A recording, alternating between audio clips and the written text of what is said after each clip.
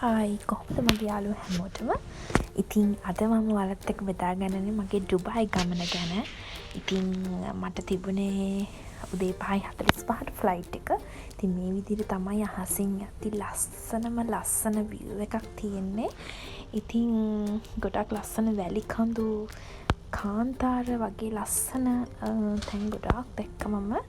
ඒ වගේ මම දන්නේ නැහැ මේ උඩින් බලද්දි මේ වගේ පින්තූරයක් මම දැක්කා. දන්න කෙනෙක් කමෙන්ට් කරන්න මොකක්ද ඒ කියලා. ඉතින් මේ වගේ වැලි කඳු ගොඩාක් ලස්සනට පේන තෙක් මානෙක ලස්සන view එකක් තියෙනවා. ඔයගොල්ලෝ ඇත්තට කවදාරි ඩුබායි යන්න ලැබුණොත් උදේ තියෙන ෆ්ලයිට් එකේ යන්න මේ වගේ ලස්සන view එකක් ඔයාලට දකින්න පුළුවන්.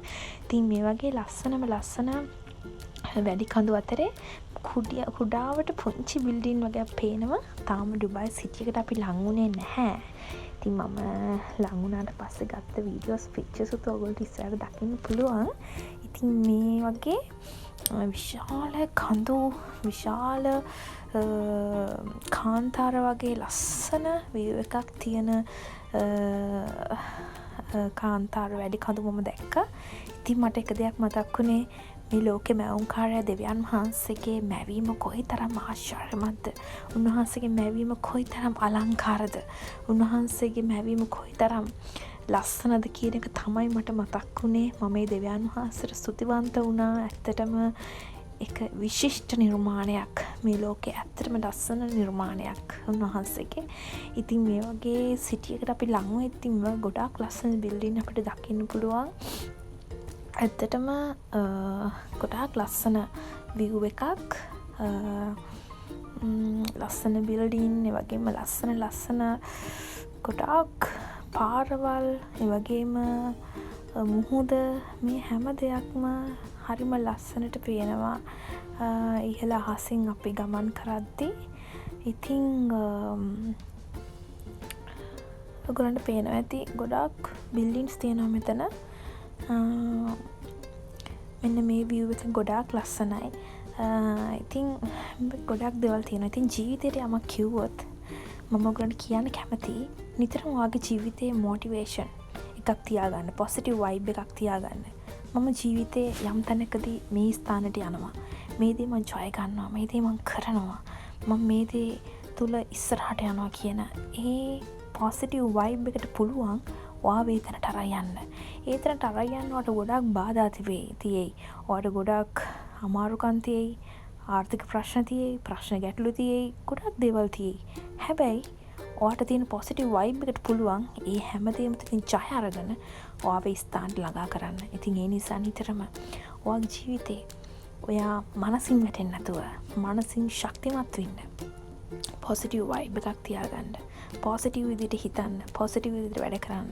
ඔයාට හැමදාමත් ඔයාගේ ජීවිතේ හීන වෙලා විතරක් තිබුණු දේවල් ජය ගන්නට ඔයාට ලැබෙයි. ඒ නිසා නිතරම උත්සාහ කරන්න.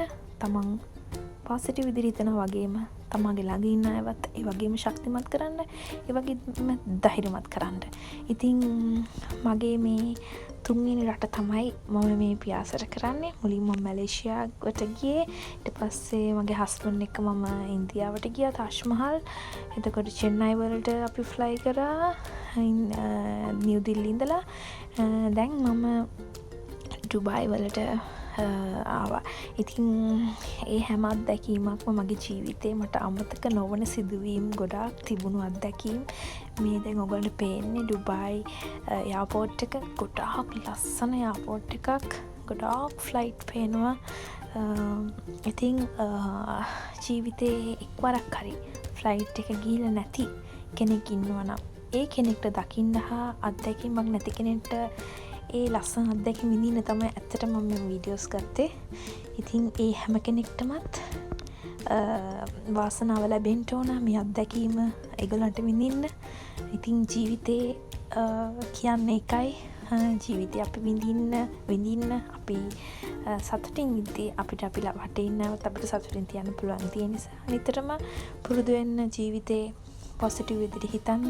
ජීවිතේ ජය ගන්න පුළුවන් ඔයාට. ඉතින් ලංකාවේ ඉඳලා මගේ මව් රටේ ඉඳලා මම ඩුබායි රාජ්‍යයට මේ විදිහට තමයි ආවේ. ඉතින් ලස්සන රටක්. ඉස්සරහට තව ලස්සන ගොඩාක් වීඩියෝස් ඔයගොල්ලන්ට අරන් එන්න. ඉතිං ජීවිතය දිනන්ට වගේම ජීවිතය කියන මැරතන් එක.